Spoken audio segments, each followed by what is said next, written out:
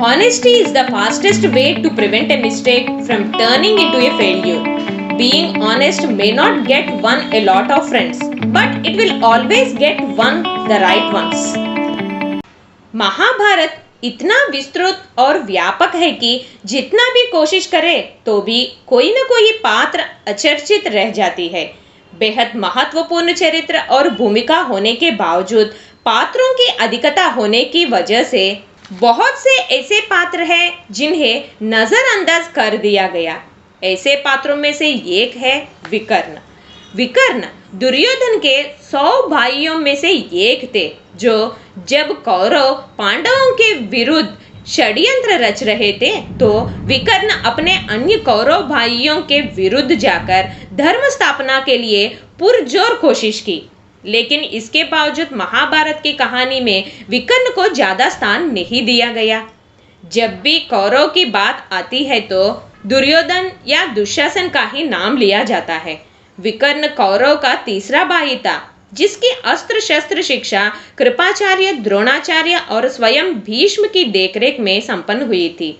द्रोणाचार्य के गुरुदक्षिणा के रूप में जब कौरव द्रुपद राज्य पर हमला किया, उस युद्ध में विकर्ण भी शामिल था, जिसने हर संभव प्रयत्न कर गुरु द्रोणाचार्य की इच्छा पूरी करनी चाहिए, लेकिन द्रुपद की सेना के आगे उनकी बड़ी हार हुई।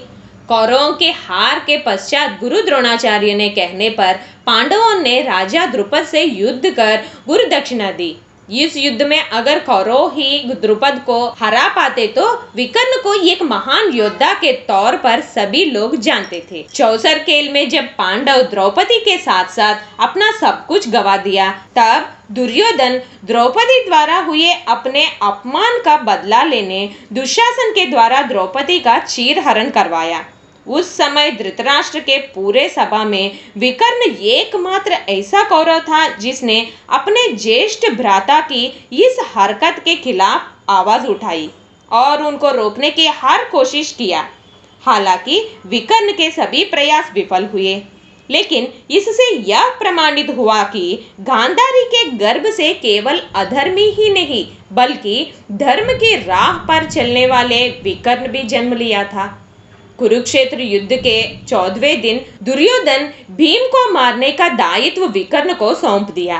द्रौपदी चीरहरण के दौरान द्रौपदी का सम्मान बचाने की कोशिश करने वाले कौरव विकर्ण को मारने की चेष्टा भीम नहीं करना चाहता था। भीम का मन जानकर विकर्ण ने कहा कि चीरहरण के समय अपने भाई की पत्नी के सम्मान को बचाना उसका दायित्व था और अब युद्ध में अपने भाई का साथ देना भी उसका धर्म है।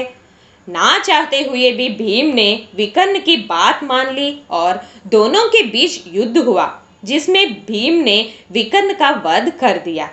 महाभारत युद्ध में धर्म के जिस चेहरे को विकर्ण द्वारा उजागर किया गया, उसे स्वयं धर्मराज कहे जाने वाले युधिष्ठिर और दानवीर कर्ण भी नहीं दर्शा पाए, क्योंकि युधिष्ठिर जीत हासिल करने अश्वत्थामा मृत्यु की झूठी खबर द्रोणाचार्य तक पहुंचाया और चीरहरण के समय पर अपनी पत्नी की सम्मान नहीं बचा पाए और द्रौपदी का अपमान करने वाले कर्ण भी धर्म का पालन करने में असमर्थ रहे।